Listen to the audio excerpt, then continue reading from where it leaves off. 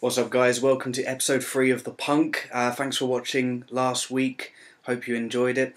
Starting to get a bit better now as we go along. This week we saw WWE return to the UK shores with their WrestleMania Revenge Tour.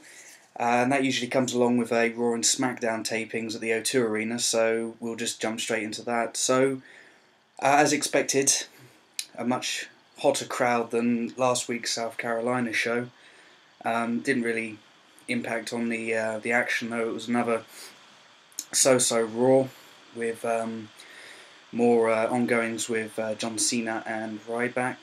This time Mick Foley got involved to confront Ryback in a strange kind of, Mick Foley pops up every now and again to plug certain things that he's got going on. This time it was the comedy tour that he's got going on in the UK. I hear good things about it, but it seems that Mick Foley always just turns up when he's got to promote something or is popping up for 5 minutes. But still great to see the guy on TV. Breaking news, actually.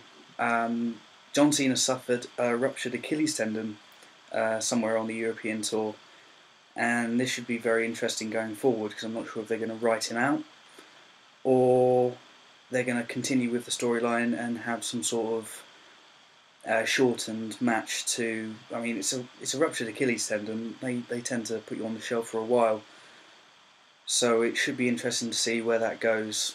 Could be that there's some sort of attack tomorrow night on Raw. I'm not sure, but a ruptured Achilles tendon is bad. So, as you all know, and John Cena could be out for some time, so that could really change what is going to happen. Sort of CM Punk out at the moment. They could bring him back.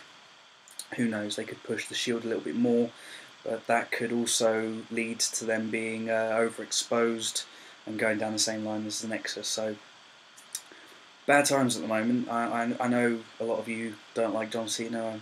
I'm not his biggest fan, but he is the main thing in the WWE, and he's the most consistent element, and he is quite entertaining every now and again. And he's been so since WrestleMania. So to have him out for a while is not good. Other than that, the rest of Raw was very so-so, typical shortened matches. You had a battle royale. AJ is the new number one contender for the Divas Championship. Could see her win the title probably to go along with Dolph's World Heavyweight Championship. And there seems to be some sort of tension brewing between her and Dolph and Big E. He was doing his typical prowling sexual predator. He looks really scary actually when he's doing that. And he got his first proper entrance with music. It's not as good as his entrance from NXT, but it will do. He kind of comes out and slaps his hands together with chalk and kind of it's unique. He squashed poor Zack Ryder. Poor Zack Ryder. When's he going to win? Apparently he was 9-3 on the European tour, so take that as you will. Probably just beat Heath Slater 9 times. So we also saw Triple H accept Brock Lesnar and Paul Heyman's Steel Cage match challenge for Extreme Rules, and he sealed the deal by pedigreeing Paul Heyman. It was a nice little touch. So should be that's probably one of the most anticipated matches going into the event. But then again, we've only had 3 matches announced so far, so they really need to get their act together. That show's coming up on the 19th of May. Need to get their act together. Also saw Chris Jericho come back. He's currently overseas in the UK and Europe with Fozzy. So he popped up obviously for the Raw show and did a little number with Fandango. Maybe they all have a match at Extreme Rules. You never know. So that Raw was another hit and miss. I saw Cena basically getting retribution over Ryback in a mirror image of last week's Shield attack. So they need to pick things up going forward. With the crowd, they helped a little bit. Obviously, European crowd is always quite energised, and they were quite good. So some fandangoing, and WWE seemed to actually be getting the hint and toning it down a little bit on their promotion of the craze. I wouldn't even call it craze. It's just a little bit of a fad, and it will just go as quickly as the Harlem Shake came and went. So. But it's good for, obviously, Johnny Curtis. Moving on to Smackdown. Actually, Smackdown this week was like last week, better than Raw, and that's quite bad when you think that Smackdown is the B show. It was very wrestling heavy, no backstage promos, no crap. Some good matches. It opened up with Del Rio and Swagger in a no disqualification match, and it was a tidy match. It was good. Swagger picking up the win to make things interesting heading into the triple threat match with those two, along with the defending World Heavyweight Champion Dolph Ziggler. Still think obviously Dolph Ziggler will retain the title. Will probably pin Del Rio, obviously to make sure that Swagger looks as strong as possible going into the summer. And yeah, so that was a good start. And you also had what I should have mentioned as well is the six-man tag team match. How could I forget? Six-man tag team match on Raw with the Shield going up against Team Hell No and The Undertaker was a quality match. It's one of the best matches so far this year, right up there along with John Cena and CM Punk's match just before WrestleMania. Quality stuff, and it's great to see The Undertaker back on televised programming. He was up in action on Friday against Dean Ambrose in Ambrose's first ever singles match. It was actually the first time a Shield member had gone one-on-one with anyone, and Undertaker beat him. He forced a submission with the Hell's Gate move, and then got beat down, speared through the barricade by Roman Reigns, and then powerbombed through the table. So it was a good finish. Undertaker apparently praising the Shield backstage, so that should hopefully lead to a continued push, because if Undertaker praises you, then you know you're doing your job well. So all in all, SmackDown again was much better than Raw this week, so they seem to be picking things up quite nicely. Another interesting thing actually to take from SmackDown is they had the Big Show against Sheamus. We've all seen it before, but it was another good match. And we also had Mark Henry versus Randy Orton. Now, Big Show beat Sheamus after Mark Henry got involved, allowing Big Show to KO punch, or weapons of mass destruct, Sheamus, which led to the pin. And later on in Mark Henry and Randy Orton's match, Sheamus got involved, caused a disqualification by hitting Henry with a bro kick.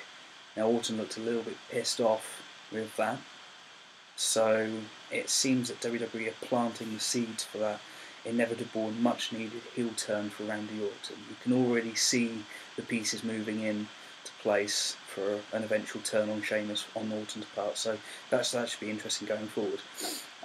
So yeah, SmackDown much better than Raw, as I said. Raw really needs to pick it up. It really needs to heat up going into Extreme Rules. So that's about it on the WWE part. Last night saw UFC 159 Chael Sonnen taking on the long-reigning light heavyweight champion John Jones in a card that was weird. It was really strange. From the prelims to the main event, there were 4 injuries. There were 2 matches that ended. There were 2 fights that ended because of eye pokes, accidental eye pokes. But the first one on the prelims was just bizarre. Kevin Mulhall. Villefort got, I think it's Villefort, he got poked in the eye. He went down. The referee asked him if he was okay to continue, and this guy said no. So he called a stop to the fight. Stupidity on the fighter's part, but Kevin Mulhall should have given a little bit longer. It was an awful decision, and soured the prelims a little bit. So you had that. You also had a broken thumb, a dislocated and broken thumb. The co-main event between Alan Belcher and Michael Bisping ended with Bisping accidentally poking Belcher in the eye, and Belcher's had retina surgery a couple of years ago, and that was bad. That was really, really bad. I mean, it literally went straight into the eye. He went down.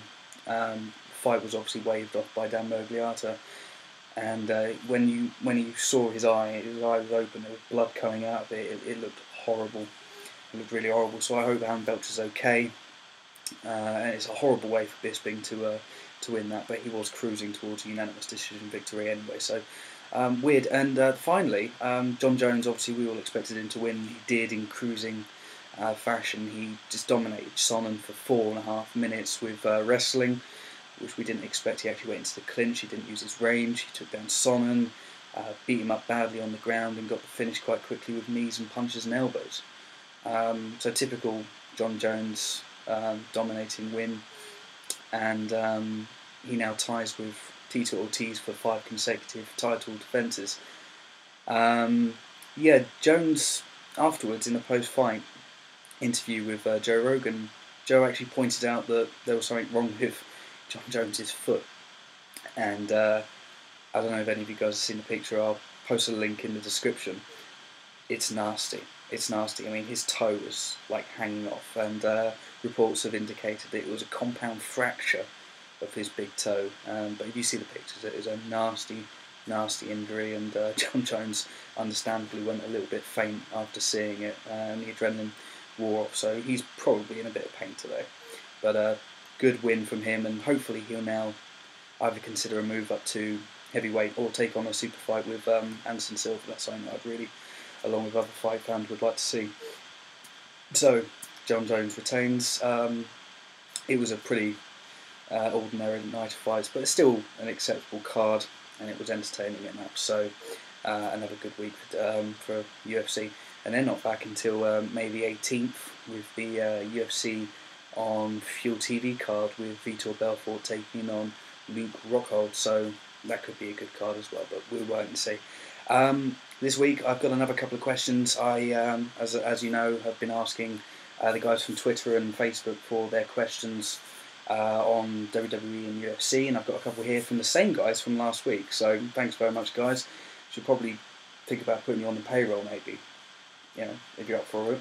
First question comes from Missing Jason C. Bell, same as last week, and he asks, "Is Chael Sonnen good for the sport? Seems he's more hype than substance." Well, yeah, to a degree. He's lost his last 2 fights, but against Anderson Silva and against John Jones, I think Chael Sonnen's a great hype merchant. He's really good at raising awareness and hyping the fight up and getting people excited for it. He's also proven to be a very good sportscaster, broadcaster on Fox. So he's got a future in the sport anyway. Fox love him, and they'd love to see him continue, perhaps on a more full-time basis, not just on mixed martial arts, but covering some of their other sport shows as well. He's very, very good. You know that. He's absolutely gold on the mic, and one of the more intelligent fighters. So he might be done as a competitor. I think he's probably got a couple more marquee matches and then a couple of co-main events, but you'll never see him challenge for the title again. But he's come down against Anderson Silva and John Jones, but it doesn't stop him from being one of the elite wrestlers in the sport. So he's still obviously a guy that you'd quite like to have high up on your card, but the end might be near. But he's still got a future. So good question. Thank you very much. Next question from the Nostalgia Geek. Thank you very much, Sean. He asks, what are the odds of WWE using The Undertaker or Brock Lesnar for full-time use to make up for CM Punk's absence? Well, as mentioned earlier, CM Punk might be coming back a little bit earlier thanks to John Cena's injury. We won't see The Undertaker probably much more. He was on the European tour. You probably won't see him tomorrow. If you do, it'd be surprising, but it seemed to me like they were using the Shield's attack on Friday as an appropriate way to write out the storyline. So I'll be very surprised if he fights at Extreme Rules, and I'll be even more surprised if we see him anytime before SummerSlam or next WrestleMania. So it just seems like a good way to get him out of the way. Brock Lesnar, same. He's on a limited schedule, so you won't see much of him. You'll see him pop up in a couple of Raw episodes from now until Extreme Rules. But going forward, I mean, he'll lose in that steel cage match. I don't see... he could win, but I mean, usually you have the good guy go over in the rubber match, so I don't think Brock Lesnar will win it, and it will damage him. So he'll probably have to go away for some time. We might not see him back until SummerSlam or Survivor Series, but in either case, those two are probably not going to be covering for CM Punk while he's away. I'd actually like to see WWE focus a little bit more on the talents already on the roster, people like Kofi Kingston, who really need a little bit of attention, people like Wade Barrett, who needs to start picking up wins, and people like Antonio Cesaro desperately needs to get a win, that guy. But they keep on getting buried on a weekly basis, and hopefully WWE will realise their mistake and start pushing the guys up a little bit more. So Undertaker and Brock Lesnar, probably not. Hopefully something will happen for the guys that are currently on the roster. And that'll just about do it for this week. Thank you very much for tuning in, guys, and thank you very much for those questions as well. Greatly appreciated. If you have any other questions that you'd like to see wrestling or mixed martial arts related, send them through to Twitter or my Facebook accounts. Let me know. Get involved. And next week's Raw and Smackdown. Well, let's just hope they get a little bit better. No UFC action next week, but I'll try and find some decent articles to fill in the gaps. Thank you very much, guys, for watching, and see you all next week.